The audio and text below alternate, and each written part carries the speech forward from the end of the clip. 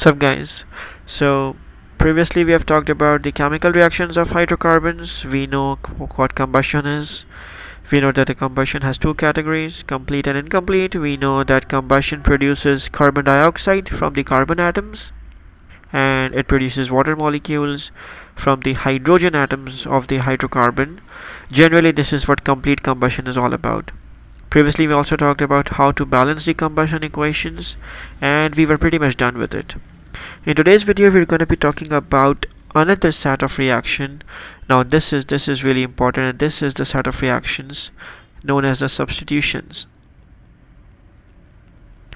So substitution reaction is specifically only for the alkanes. So these are exclusively alkane reactions, only for the alkanes. I'm continuously highlighting the lower part of it because I want to make sure that we know what alkanes are and how they are different from alkenes.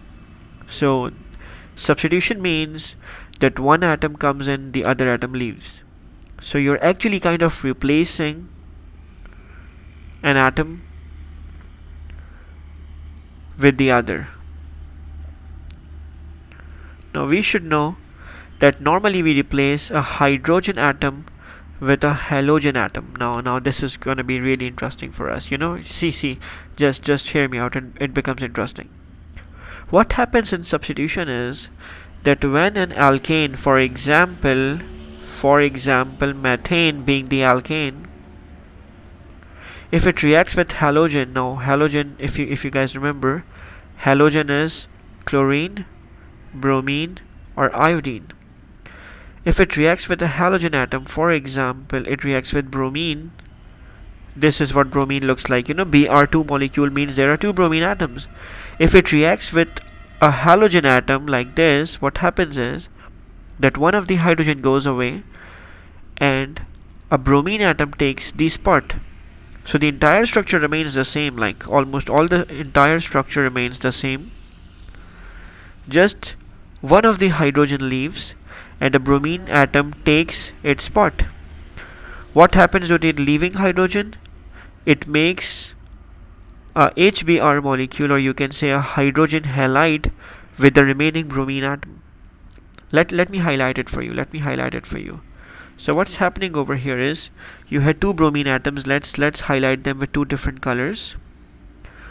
One of the halogen atom comes in the spot of the hydrogen. So let's suppose the red bromine comes over here, and what happens to the orange bromine? It goes with the hydrogen atom. So one of the hydrogen atom leaves and a bromine atom takes its spot. Very simple, right? And you can do it with any of the hydrogens within the whole structure.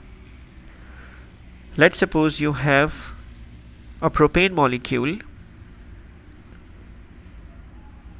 Let's suppose it's a propane molecule like this with its 8 hydrogen atoms and stuff, and you are reacting with a bromine molecule which is Br2. Almost the entire structure remains the same. The only thing which is unique is, let me copy it for you. So you copy the whole structure like this. You don't change the structure. Only one of the hydrogens should go away. So I'm removing any hydrogen of my choice. Let's suppose I'll remove this one, the one in the top center, and the bromine atom takes its spot. Only one, okay? Not both bromine atoms, only one of these. What happens to the other bromine? It makes a bond with the leaving hydrogen. So one of the bromine comes here like this, and the other bromine goes here. So one makes a bond with the hydrogen which just left, the other takes the spot of the hydrogen. Nothing new, right? One of the important conditions for this reaction is UV light. So halogen is not enough. You need UV light or sunlight as a source of UV light. So even sunlight would be enough. So this reaction only occurs if you have UV light available or you have sunlight available. So substitution reaction occurs only for the alkanes. In this reaction, a hydrogen atom goes away from the alkane and the halogen atom takes its spot. And the leaving hydrogen doesn't go away alone, it makes another bond with one of the halogens. Let's try one more, and we'll call it a completion of the substitution reaction, which is only for alkanes. So let's suppose I have this compound. By this time you guys would know that this is a branched alkane. If you guys could tell me the name of this one, it would be butane, because it is total 4 carbons, so definitely it's a butane. But it's not just any butane, it's isobutane, because it's a branched compound. Three of them are together in a line, one of them is making a branch. You are reacting, let's suppose, with chlorine. A chlorine molecule, not an atom, sorry, a chlorine molecule. And you are completing the reaction. What happens is that you make the entire structure as it is. The whole structure remains like this. So I'm going to copy the whole structure, because the structure is not changing essentially. Just one of the hydrogen anywhere from the whole structure goes away. So like, let's suppose this hydrogen from here, from carbon 1. This goes away and a chlorine atom takes its position. What happens to the leaving hydrogen? It doesn't leave alone.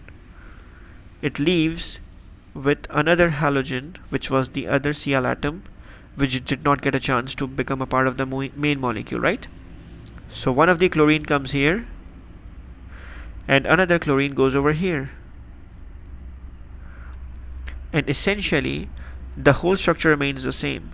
Just one of the hydrogen is leaving. So you had 2 chlorine atom, you needed UV light for this reaction. So we need UV light for this reaction, or you could say sunlight for a substitution reaction. It happens only for the alkanes. You just remove one of the hydrogens from the whole structure and halogen atom takes that position. What happens to that hydrogen atom? It makes hydrogen halide. So you can call it hydrogen bromide, hydrogen halide, hydrogen chloride. This one, for example, is hydrogen bromide. This one over here is hydrogen chloride. So just to keep things simple, we call it hydrogen halide, and that is UV light reaction, which is known as substitution, which means a hydrogen atom going away and a halogen atom taking the position of the hydrogen. And essentially that is substitution. One thing takes the position of the other one. Now let's talk a little about their formula making, because we know how to create the structure. We just remove one of the hydrogens and we put a halogen atom in its place, and obviously we remove the hydrogen and the hydrogen goes away with the halogen atom. So there are essentially 2 products. But let's practice how to write the formula of such reactions. For example, just taking a hypothetical example, if it was methane reacting with bromine in a substitution reaction, that would involve UV light, for example. That would involve UV light. What happens is that now the methane molecule has one less hydrogen, so it's not CH4 anymore, it becomes CH3, and it gets a halogen atom which is bromine, so it gets a Br. So one less hydrogen and a new Br over here. What happens to the removed hydrogen? It goes away with the Br atom. So these are the 2 products in our case over here. Let's try one more example. For example, if it was C2H6, which is the molecular formula of ethane, and let's suppose it was reacting with chlorine. Just to give it more aesthetic look, for example, let's pick the color of bromine, which is actually red brown.